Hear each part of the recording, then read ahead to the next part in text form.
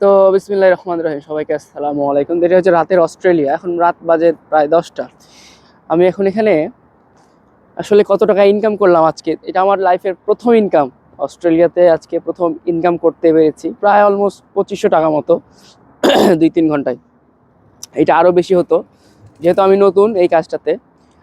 সেজন্য আমার আজকে মানে 3-4 সাড়ে 3 ঘন্টা লেগে গেছে।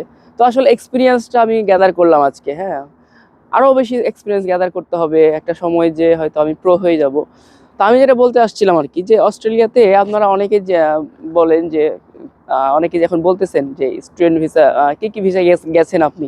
আমি প্রথমত স্টুডেন্ট ভিসায় আসছি, আর আমরা কাজ করতে পারি, আমাদের কাজ করার লিমিট আছে। তো এই লিমিটটা হচ্ছে ফোর্ট নাইট বলা হয় একে। ফোর্ট নাইট দ্যাট মিনস 14 দিন। 14 দিনে আমরা 48 ঘন্টা কাজ করতে পারবো।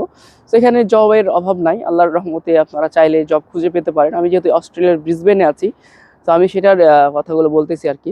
পিছনে দেখতে পাচ্ছেন এখন কিন্তু কেউ নাই।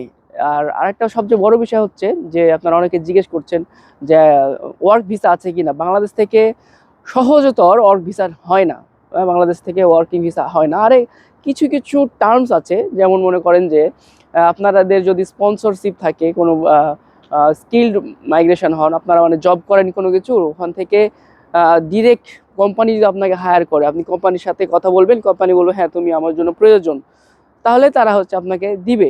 তাছাড়া এটা খুবই কঠিন, বাংলাদেশ থেকে জব ভিসা আসা খুবই কঠিন। যাই হোক, তো কয়েকটা জিনিস আলোচনা করলাম আজকে। আপনারা কী কী নিয়ে ভিডিও চান বা কী জানতে চান কমেন্ট করে জানাবেন। আর হ্যাঁ, আলহামদুলিল্লাহ আমি আজকে প্রথম ইনকাম করতে পেরেছি, সবাই দোয়া করবেন। আর ইনকামের টাকার পরিমাণটা ছিল 2500 টাকা মতো, 2-3 ঘন্টা। যাই হোক, সবাই ভালো থাকবেন। আসসালামু আলাইকুম।